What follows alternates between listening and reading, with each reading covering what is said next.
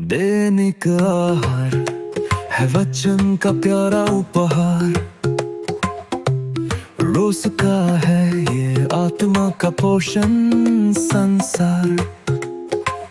हर शब्द में छुपी है ईश्वर की पुकार। आओ सुनो समझो जीवन में लाओ प्यार।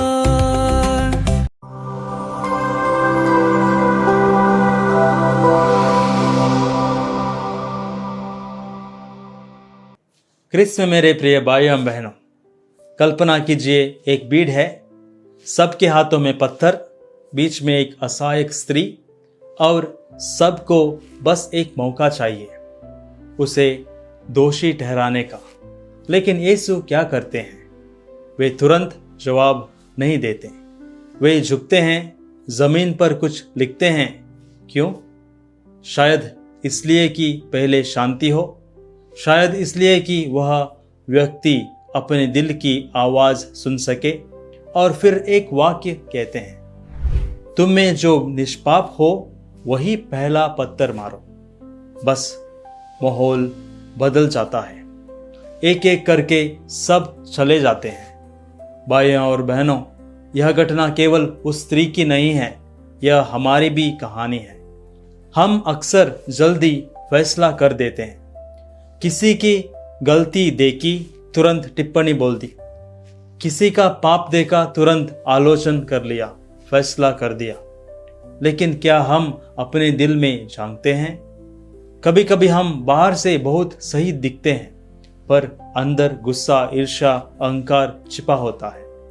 यीशु हमें आज एक नया तरीका सिखाते हैं। दूसरों को देखने से पहले खुद को देखो। लेकिन कहानी यहीं खत्म नहीं होती।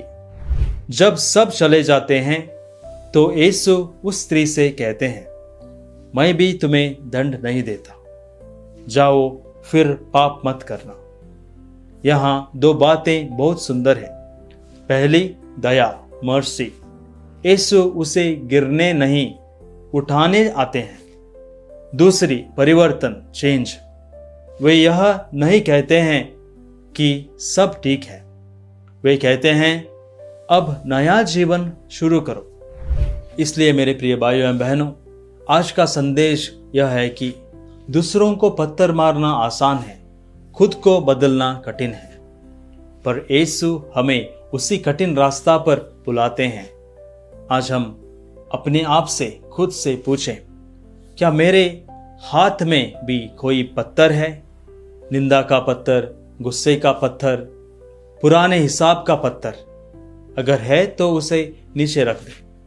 और याद रखें, यीशु हमें दोष देने नहीं, बदलने आए हैं। दया पाओ और दया दो, क्षमा पाओ और क्षमा दो। आमीन।